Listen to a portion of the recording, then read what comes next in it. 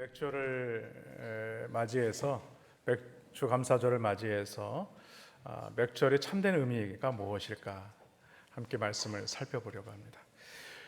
여러분, 절기 그러면요, 절기는 그냥 지키는 일이다라고만 이렇게 우리가 생각을 하지만 이 절기의 참된 의미는 뭐냐?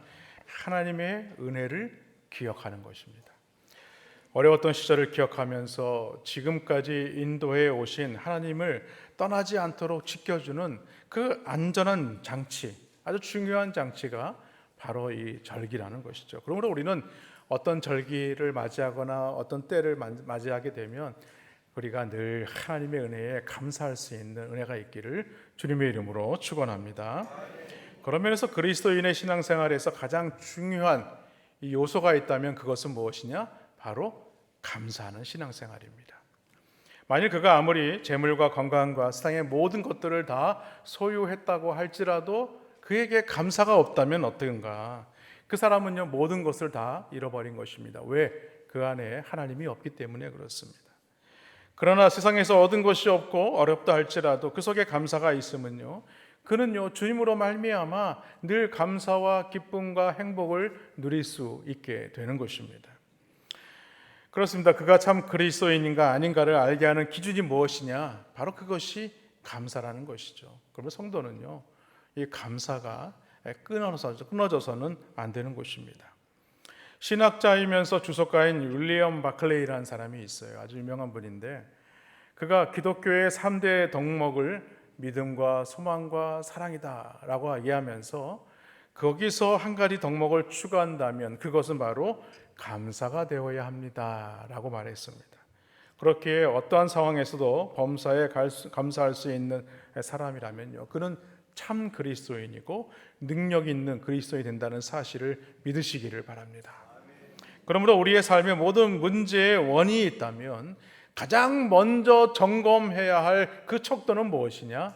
바로 내가 하나님께 감사하고 있느냐? 아니면 그렇지 않느냐? 여러분, 우리 가운데 문제가 일어나는 그 이유 중에 무엇이냐면 감사가 없기 때문이라는 거예요.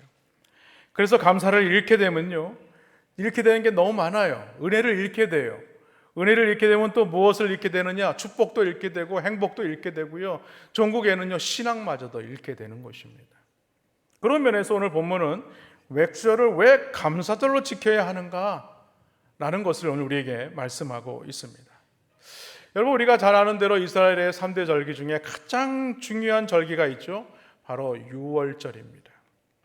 430년 동안 이스라엘 백성들은요, 애굽에서 종살이를 해야만 했습니다. 그러나 하나님의 은혜로 말미암아 그들이 애굽의 종살이에서 나와서 하나님의 백성의 삶을 살아가게 되죠. 이것이 얼마나 하나님의 큰 은혜가 되겠느냐는 거예요. 그렇기 때문에 유월절은요, 이스라엘 백성들이 하나님의 은혜를 잊어서는 안 되는 아주 중요한 계기가 되는 것입니다. 왜냐하면 마지막 10가지 재앙 중에 장자의 죽음을 넘어가게 하신 이가 바로 하나님의 은혜가 아니고서는 안 되었기 때문이죠. 바로 그것이 무엇이냐? 문설주의 어린 양의 피를 바르는 것입니다. 다시 말해서 우리의 죄를 대속하기 위해서 우리 예수님께서 십자가에 못 박혀 달려 죽으시고 물과 보혈을 다 쏟아주신 것을 말하는 것이죠. 그렇기 때문에 우리가 하나님의 자녀로 살게 된 것에 대해서 우리는 감사하는 것, 그 감사의 절기가 바로 이 유월절입니다. 그리고 하나님은 애굽에서 나와서 이 광야를 지나고 있는 이스라엘 백성들에게 오늘 유월절과 함께 지켜야 될 2가지를 더 말씀하죠. 바로 맥주절과 그 다음에 수장절입니다. 그런데 하나님께서 절기를 지키라고 명령하신 곳이 어디냐? 그것이 바로 사막 한가운데예요. 사막 한가운데서 절기를 지켜라? 근데 여러분 생각해 보십시오. 사막 한가운데서 무슨 농사를 할 수 있습니까? 그렇다고 해서 여간이 비가 내립니까? 농사를 지을 수 없는 것이죠. 왜 하나님께서 그곳에서 절기를 지키라고 하는 것일까?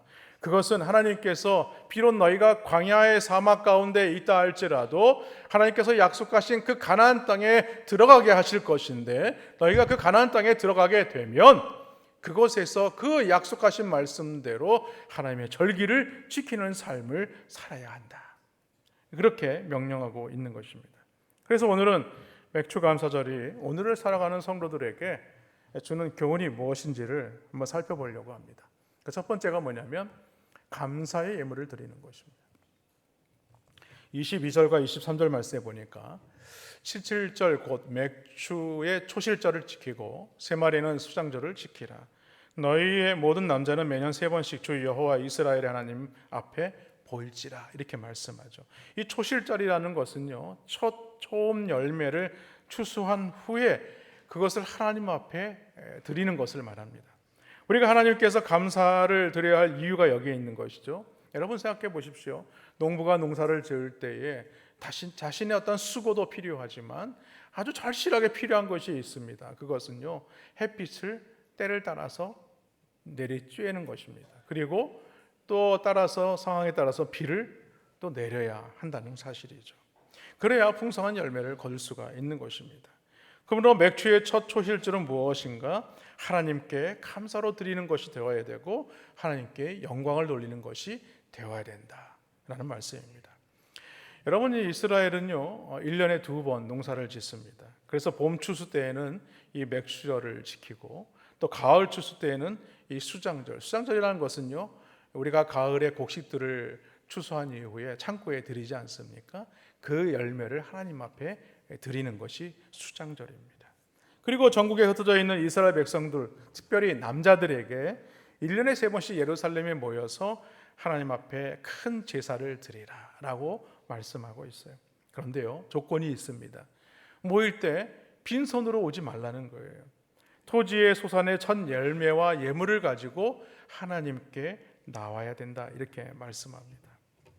왜냐하면 그들이 하나님 앞에 나와서 예배를 드릴 때에 하나님께서 그들을 어떻게 인도하셨는지를 잊지 않는다면 그 마음이 어떻겠느냐는 거예요. 하나님께서 지난 상반기도 참 은혜를 베풀어 주셨어. 나를 인도해 주셨어. 붙잡아 주셨어. 보호해 주셨어. 내가 그래서 감사하는 마음으로, 자원하는 마음으로 하나님께 예물을 가지고 나오게 되지 않겠느냐는 거예요. 그 말씀이 사실은 신명기 16장에도 나옵니다만 16장 16절로 17절 말씀을 보니까 너희 가운데 모든 남자는 1년에 3번 곧 무교절과 77절과 초막절에 내 하나님 여호와께서 택하신 곳에서 여호와를 배웁되 빈손으로 여호와를 배웁지 말고 각 사람이 내 하나님 여호와께서 주신 복을 따라 그 힘대로 드릴지니라 라고 얘기하죠. 그러니까 하나님께서 빈손으로 보이지 말라, 이 말은 무엇이냐? 자기의 형편에 따라서 하나님께서 주신 복을 따라서 감사의 예물을 드리라는 것입니다. 내가 감사할 수 없는 그런 상황인데도 불구하고 남들이 이렇게 하니까 내가 이 정도는 해야 되지 않겠느냐, 이렇게 생각해서는 그것은 하나님이 기뻐하시는 예물이 될 수가 없는 것이죠. 여러분, 대표적으로 우리가 예수님께서 축복해 주신 그 이야기가 있지 않습니까? 과부의 두렙돈.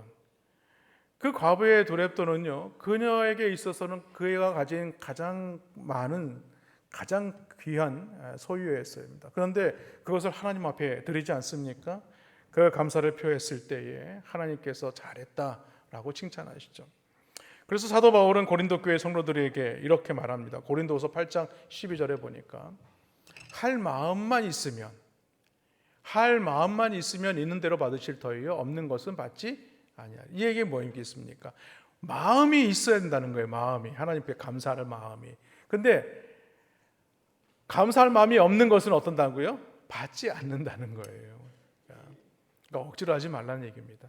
또 고린도후서 9장 7절에 보니까 각각 마음에 정한 대로 할 것이요, 정한 대로 하라고 얘기합니다. 인색함이나 억지로 할지 말지니 하나님은요 즐겨내는 자를 사랑하시느니라. 네. 그러니까 예물 드릴 때도 마음에 정한 대로 하셔야 돼요. 네. 마음에 정한 대로 하는데 참 이게 억지로 이렇게 그래도 내가 이 정도 지위를 가지고 있는데 이 정도 해야 되지 않나? 그런 마음으로 하지 마시고 하나님이 즐겨내는 만큼 기뻐하시는 마음으로 또 우리가 하나님 앞에 드리시기를 바랍니다. 무슨 말이냐면 하나님은요 그 마음에 있는 대로 믿음을 따라 받으신다는 거예요. 없는 것을 억지로 내라고 하시면서 하나님께서 그거를 기뻐하지 않으세요. 받지 않으세요. 다시 말해서 우리는 하나님 앞에 나올 때, 예배도 마찬가지입니다. 우리가 하나님 앞에 참된 믿음 없이, 신앙 고백 없이 그냥 와서 앉았다가 여름에 에어컨 잘 나온다, 시원하다, 교회 왔다가 그냥 돌아가는 그런 발걸음이 되어서는 안 된다, 이 얘기입니다. 왜 그렇습니까? 하나님은요, 우리의 죄를 용서해 주시기 위해서 육신을 입으시고 이 땅에 오셨고 나의 죄 때문에 십자가에 못 박혀 죽으셔야만 했습니다. 그러므로 예수 그리스도를 구주로 영접한 모든 자들은 구원함을 받는 놀라운 축복을 받았다는 사실이죠. 주 안에서 우리가 천국 백성으로 살아가게 되었다는 것입니다. 그러므로 우리가 주 앞에 나와 예배할 때나 하나님 앞에 예물을 드릴 때에 어떤 마음으로 드려야 되느냐? 자원하는 마음으로, 감사하는 마음으로 하나님 앞에 드릴 수 있어야 하는 것입니다. 여러분, 감사 예물 드릴 때 절대로 인색한 마음, 그런 마음이 생기면요, 드리지 마세요. 인색한 마음이 생기지 않을 때 감사하는 마음. 그런데요, 이 자원하는 마음, 기쁨이라는 마음은요, 하나님께서 은혜를 주실 때가 있어요. 생각해 보세요. 헌금 얘기하니까 또 불편한 분이 계실 수 있는데, 처음에 하나님께서 은혜를 주시면 하나님 제가 얼마를 하나님 앞에 드리겠습니다 했는데 그때 딱 작정해서 드리지 않으면요, 이게 시간이 지나잖아요. 그래서 사람도 마음이 조금씩 변합니다. 처음에는 주여 나오는, 처음에는 내가 정한 만큼 드리려고 했더니 좀 마음이 변해서 좀 깎아요. 그러다가 또 깎다가 이것도 좀 많은 것 같아. 그럼 시간 지나면 뭐예요? 또 깎아요. 그러니까 하나님 은혜 주실 때 여러분 그때 주시는 마음대로 하나님께 드리시길 바랍니다. 네. 아멘. 예. 안 하신 분들은 많아요. 예. 제가 헌금 얘기하려고 하는 게 아니고 오늘 말씀이 그래서 그래요. 잠언 3장 9절로 10절 말씀을 보니까 이런 말씀합니다. 너의 재물과 너의 수산물의 처음 익은 열매로 여호와를 공경하라고 합니다. 그리하면 내 창고가 가득히 차고 내 포도즙 틀에 새 포도즙이 넘치리라.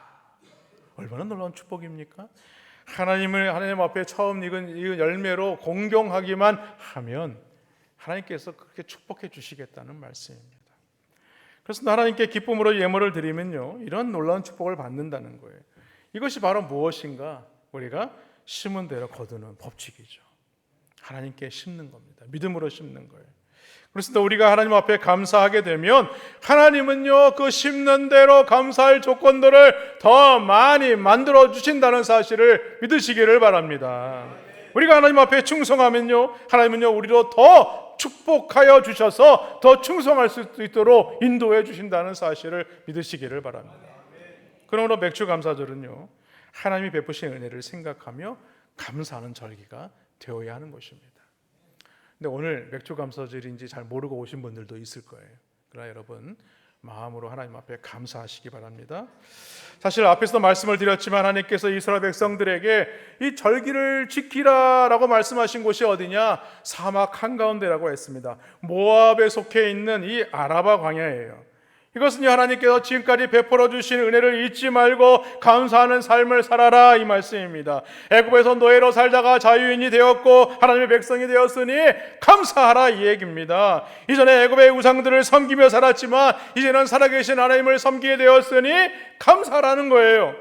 10가지 재앙에서 벗어나 어린 양의 보혈로 말미암아 새 생명을 얻게 되었으니 내가 죽지 않고 살아난 것으로 인하여 감사라는 것입니다.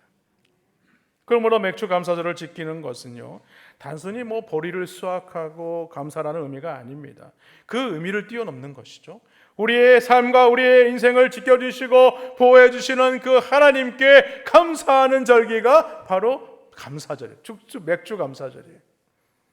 그러니 여러분, 반년을 우리가 지난 6개월을 살아가면서 10개월도 마찬가지지만 그 전에도 그렇지 않습니까? 살면서는 참 많은 어려운 일을 겪어요. 그러나 시간이 지나면서 어떤 생각이 듭니까? 그때마다 하나님께서 나를 이렇게 보호해 주셨구나, 나를 지켜주셨구나, 은혜를 베풀어 주셨구나 라는 것을 알게 되지 않습니까? 그래서 오늘은 이 상반기를 결산하는 날이에요. 상반기를 결산하고 오늘의 이 감사가 이 하반기를 어떻게 내가 하나님 앞에 감사함으로 영광을 올려드릴 것인가를 다시 한번 상고하며 기억하는 시간이 되어야 할 줄로 믿습니다. 둘째로 맥주감사절의 참된 의미는요, 반드시 보상하시고 축복하신다는 사실입니다. 여러분, 하나님은요 이스라엘 백성들을 적과 꿀이 흐르는 가나안 땅으로 인도하시고 들어가 살도록 만들어 주셨습니다. 그러나 거기에 들어가서는요, 마땅히 하나님의 백성으로 살아야 할 분명한 그 의무가 무엇인지를 오늘 우리에게 말씀하고 있는 거예요. 1년에 3번 유월절, 맥주절, 수장절을 지키라는 거예요. 여러분, 유월절은요, 애굽의 종살이에서 해방해서 하나님의 백성으로 삼아주신 것을 기념하는 것이 유월절입니다. 그리고 맥주절은 무엇이냐? 한 해의 이 첫 농사, 이 봄 농사인 밀과 보리를 수확할 때에 그 첫 수술을 하고 하나님께 감사를 드리는 절기가 맥주감사절이에요. 그리고 수장절은 무엇이냐? 우리가 아까도 말씀을 드렸지만 가을에 많은 열매를 수확하고 또 가을에 추수할 많은 곡식들을 그것을 창고에 저장한 후에 한 해 동안 이 모든 것들을 결산해서 하나님 앞에 드리는 것이 바로 수장절입니다.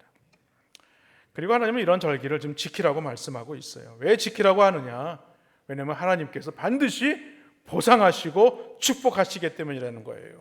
근데 어떻게 보상하시고 축복하시느냐? 오늘 24절 말씀 보십시오. 내가 이방 나라들을 내 앞에서 쫓아내고 내 지경을 넓히리니 내가 매년 3번씩 여호와 하나님을 뵈려고 올 때에 아무도 내 땅을 탐내지 못하리라. 이렇게 말씀하죠. 여기 보면요, 2가지 축복의 내용이 기록되어 있습니다. 그것은 무엇이냐면 너의 지경을 넓히겠다. 너의 지경을 넓히겠다. 또 하나는 뭐예요? 아무 사람도 너의 땅을 탐내지 못하게 하겠다. 그러니까 너가 지금 예루살렘으로 와서 이 절기를 지키면 어떻게 됩니까? 그 지금 살고 있는 땅을 비워야 되잖아요. 그러니까 혹시나 다른 사람들이 와서 그것을 탐내지 못하도록 우리 하나님께서 보호해 주시겠다, 이 말씀입니다. 그 2가지 축복이, 이 내용이 뭐냐? 번성케 하시겠다, 보호해 주시겠다라는 축복이에요. 하나님께서 이방 나라들 앞에서 또한 내 앞에서 쫓아내신다라고 했습니다. 사실 가나안에는요 7 족속들이 살고 있었어요. 그러나 하나님은요 이스라엘 백성들이 요단강을 건넌 이후에 철옹성과 같은 그 여리고성을 무너뜨리시죠. 아이성을 무너뜨리셨어요.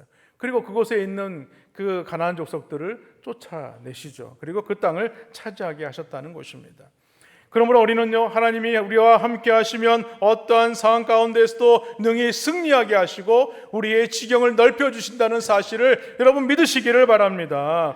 여러분, 이런 것은요 단지 이 지경만 넓혀지는 것이 아니에요. 우리의 삶의 영역의 한계를 넘게 하시고 우리의 인간의 한계를 넓게 하시는 것이 바로 하나님의 축복이라는 거예요. 레위기 26장 3절과 9절 말씀에 보면 이렇게 말씀합니다. 너희가 내 규례와 계명을 준행하면, 9절 말씀에 내가 너희를 돌보아 너희를 어떻게 하고 번성하게 하고 너희를 창대하게 할 것이며 내가 너희를 함께한 내 언약을 이행하리라.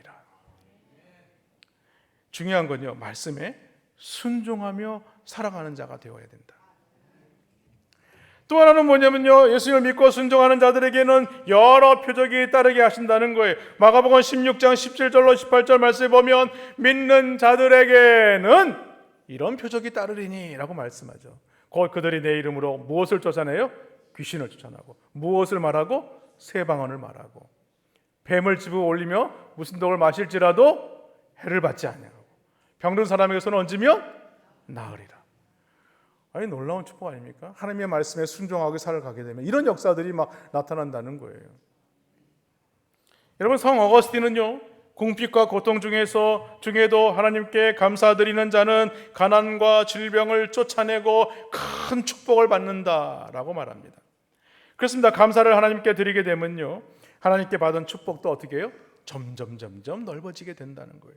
확장되어져 간다는 거예요. 커져가게 된다는 거예요. 그런데 우리가 감사가 자꾸만 줄어들어 보세요. 어떻게 되겠습니까? 이 지경이 넓어지겠습니까? 안 넓어지죠. 여러분, 창세기 13장 14절로 15절 말씀 보십시오. 롯이 아브라함을 떠난 후에 여호와께서 아브라함에게 이르시되 너는 눈을 들어 너 있는 곳에서 북쪽과 남쪽 그리고 동쪽과 서쪽을 바라보라. 보이는 땅을 내가 너와 내 자손에게 주리니 영원히 이르리라 라고 말씀하죠.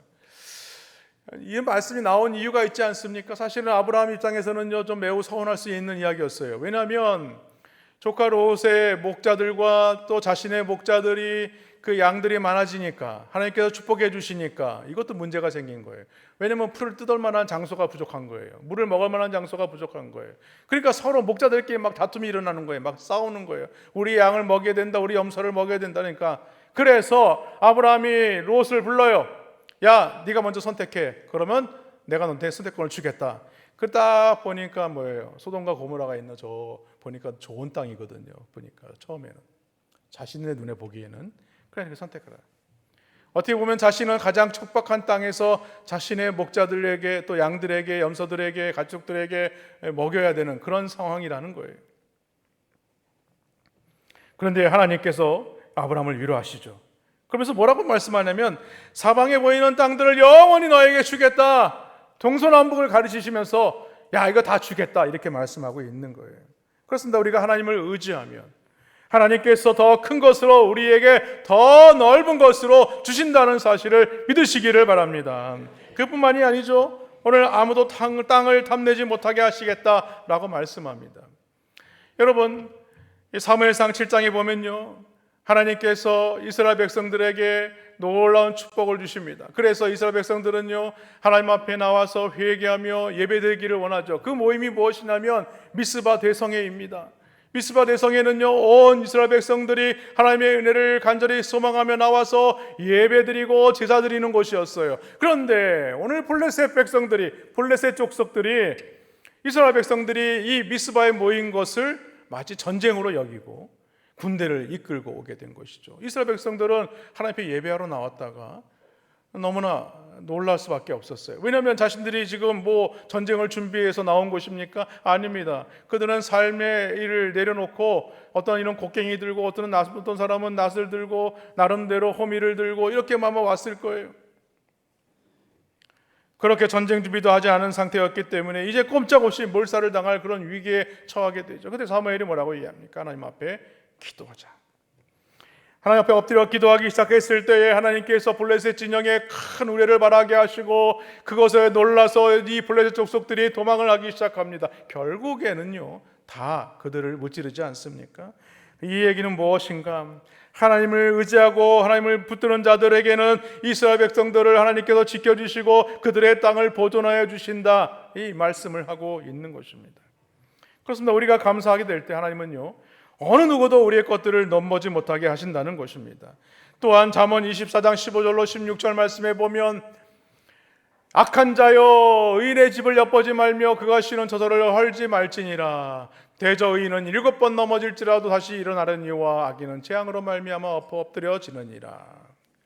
여러분, 하나님이 우리와 함께 하시면요, 악한 자가 왔다가도 도망갈 수밖에 없는 거예요. 왜? 의인은요, 7번 넘어져도 다시 일어나요. 넘어져도 일어나고 넘어져도 일어나고. 왜냐하면 우리 하나님이 함께 하시기 때문이라는 거예요. 그러므로 우리는요, 어떤 악한 세력 앞에서도 우리는요, 우리를 보호하시고 인도하시는 그 하나님 앞에 감사하는 삶을 살아야 할 줄로 믿습니다. 여러분, 이제 한 해 중 상반기가 지났어요. 그러므로 우리는요, 가정과 직장과 사업장을 지키시고 보호하신 하나님께 감사하는 이 7월 첫 주가 되시기를 주님의 이름으로 축원합니다. 마지막으로요, 우리 맥주 감사절의 참된 의미는 뭐냐? 오순절의 의미를 되새기는 것입니다. 여러분, 출애굽한 이스라엘 백성들이 시내산에서 율법을 받은 때가 맥주절이었어요. 그리고 주님의 부활하신 후 성령께서 강림하신 성령 강림절 또한 맥주절이었습니다. 그러므로 신약이 말씀하는 이 오순절의 의미를 우리는 구약의 이 맥주절과 관련하여서 생각해야 하는 것입니다. 오순절은요, 모세가 시내산에서 하나님의 율법을 받은 것을 기념하는 절기입니다. 그러므로 하나님께서 오순절에 성령을 허락하셨다는 것은 무엇을 말하는가? 이것은 율법을 주신 것과 연장선상에서 우리가 이해해야 한다는 것입니다. 왜냐하면 율법이 하나님의 선물이라면, 구약의 선물이라면요, 성령은 신약의 하나님의 선물이기 때문에 그렇습니다. 즉 유대인의 뜻깊은 절기인 오순절에 택하신 성도들에게 성령을 주셨다는 것은 우연히 이루어진 일이 아니다. 구약을 통하여 미리 예언된 하나님의 말씀이 이루어진 것이다 라는 말씀이에요. 예수 그리스도의 부활 후에 오신 성령님은요, 우리를 그리스도와 마찬가지로 부활의 첫 열매가 되게 하여 주셨습니다. 이런 점에서 유월절은 무엇인가? 그리스도의 죽으심으로 이루어진 것이라면 오늘 맥주절은요, 성령님의 강림으로 말미암아 시작된 것이다 라는 말씀이죠. 성령님께서 우리를 첫 열매로 삼아주셨으니 이제 우리가 구원의 열매, 추수의 열매가 되었다라는 것입니다. 이러한 점을 잘 드러내시기 위하여서 성령님은요, 매우 의도적으로 오늘 맥주절, 이 오순절에 오신 것입니다. 그러므로 맥주절은요, 6월절로부터 50일이 지난 날이라 해서 이 맥추절의 다른 말인 오순절이라고 하는 것입니다. 그러니까 6월절로부터 50일이 지난 이유를 오순절, 그리고 그 오순절에 성령님께서 오셨다는 거예요. 이러한 사실은요, 이미 구약에서 예언되었다고 말씀을 드렸습니다. 맥주절에 대한 소개하고 있는 말씀, 레위기 23장 15절로 16절 말씀에 보면요, 안식일 이튿날, 일곱 안식일 이튿날이라는 표현이 나와요. 이것은요, 예수님께서 6월절에 죽으셨고 6월절이 지난 첫 안식일 다음날 초실절에 부활하셨으며 맥주절 오순절에 성령이 임하여 주셨다, 이 말씀입니다. 즉 예수님은요, 당신의 사역을 통해서 6월절 구원을 완성하셨다는 겁니다. 좀 어렵긴 한데, 그리고 오순절 사역을 통하여서 성령님을 보내신 것이 바로 이 신약의 맥주절이 갖는 의미라는 것입니다. 이러한 사실을 드러내시기 위해서 성령님은요, 아주 의도적으로 이 맥주절인 이 오순절에 성령님께서 임하여 주신 것입니다. 그래서 우리는 오순절 성령 강림 사건 이렇게 얘기하죠. 근데 맥주절과 오순절이 같은 절기예요. 그래서 예수님은요, 공생애주기에 이런 말씀을 하셨어요. 요한복음 14장 26절에 보면요, 보혜사 곧 아버지께서 내 이름으로 보내실 성령, 그가 너희에게 모든 것을 가르치고 내가 너희에게 말한 모든 것을 생각나게 하리라 라고 말씀하시죠. 그러니까 성령님을 보내시겠다는 이 약속을 너희가 기억하게 될 것이라는 말씀이에요. 또한 사도행전 1장 4절로 5절 말씀에 보면 승천하시는 예수님께서 이렇게 말씀합니다. 사도와 함께 모이사 그들에게 분부하여 이르시되 예루살렘을 떠나지 말고 내게서 들은 바, 그러니까 예수님께서 들은 바, 아버지께서 약속하신 것을 기다려라, 이렇게 말씀하시죠. 5절 말씀입니다. 요한은 물로 세례를 베풀었으나 너희는 몇 날이 못되어 성령으로 세례를 받으리라 하셨느니라 라고 말씀하죠. 그래서 마가의 다락방에서 120문도가 열심히 힘써 기도하기 시작합니다. 그래서 누구나 알 수 있고 느낄 수 있도록 성령께서 그들 가운데 임하게 되죠. 그 장면을 잘 묘사한 말씀이 사도행전 2장 2절로 3절 말씀입니다. 호련히 하늘로부터 급하고 강한 바람 같은 소리가 있어 그들이 앉은 온 집에 가득하며 마치 불의 혈처럼 갈라지는 것들이 그들에게 보여 각 사람 위에 하나씩 임하여 있더니, 각 사람 위에 하나씩, 그러니까 성령의 불이요, 각 사람의 머리 위에 이렇게 막 불이 있는 거예요. 그러니까 성령이 임할 때 바람이 부는 것처럼 강한 소리가 있었다는 거예요. 그리고 불이 임하는 것처럼 확실하게 보였다는 거예요. 그래서 그들은 성령의 임재를 귀를 들을 수 있었고 눈으로 볼 수 있었다는 거예요. 뿐만 아닙니다. 자기들의 입으로 성령이 말하게 하심을 따라 많은 사람들에게 나아가서 그리스도의 참된 복음을 전하였다는 것입니다. 사도행전 2장 4절 말씀. 그들이 다 성령의 충만함을 받고 성령이 말하게 하심을 따라 다른 언어들로 말하기를 시작. 근데 이때가 언제냐? 이때가 바로 오순절이라는 거예요. 오순절. 그래서 이 오순절 날에 절기를 지키기 위해서 그 각 지역에 흩어져 있는 디아스포라, 각 나라에 흩어져 있는 디아스포라들이 오늘 이 예루살렘을 방문하였다는 거예요. 그런데 귀를 기울여 보니까 이 120문도의 제자들이 하나님의 복음을 전하는데 자기들 말로 다 들리는 거예요. 자기들 말로. 근데 사람들의 반응은 어떤 줄 아십니까? 어떤 사람들은요, 놀라며 당황하기도 하였지만 어떤 이들은요, 저들이 새 술에 취했구나 라면서 조롱했다는 거예요. 그러나 여러분, 오늘 성령의 임재를 통해서 하나님의 복음이 증거되게 하셨다라는 이 말씀입니다. 그러므로 오순절은요, 단지 절기의 반복이 아니라는 거예요. 이 오순절은요, 무엇을 말하는가? 하나님께서 절기 속에 예배해 두셨던 이 구원의 절정이 성령의 임하심이다 라는 말씀입니다. 그래서 우리는 오순절과 성령 강림을 하나로 묶은 거예요. 사실은 오순절이 떨어져 있는 건데 오순절날 성령이 임하셨기 때문에 오순절 성령 강림이다 이렇게 얘기하는 겁니다. 말씀을 정리합니다. 맥주절은요, 곡식을 추수한 절기이면서 이스라엘 백성이 시내산에서 하나님의 율법을 받은 날이죠. 그렇기 때문에 이 시기는요, 하나님께서 당신의 백성의 육적 양식을 위해 밀과 보리를 주신 절기라면 당신의 백성의 영적 양식을 위해 주신 이 절기가 바로 오순절이라는 거예요. 그래서 예수님은 신명기 말씀을 인용하셔서 마태복음 4장 4절에서 이렇게 말씀합니다. 사람이 떡으로만 살 것 아니요 하나님의 입으로부터 나오는 모든 말씀으로 살 것이라 하였느니라. 그리고 예수님은요 친히 자신 스스로가 영적 양식이 되어주셨어요. 요한복음 6장 55절 말씀, 내 살은 참된 양식이요 내 피는 참된 음료로다. 이 모든 것들을 종합해 볼 때 맥주 감사절은 무엇인가? 밀과 보리를 통해서 육체적인 생명을 지속하게 하신 성부 하나님의 은혜라는 거예요. 또한 우리의 영혼을 위해 친히 생명의 떡이 되어주신 성자 하나님의 예수님의 은혜라는 것입니다. 또한 영으로 우리에게 부어주시는 성령 하나님께 감사와 영광을 돌리는 그런 절기가 되어야 한다라는 말씀입니다.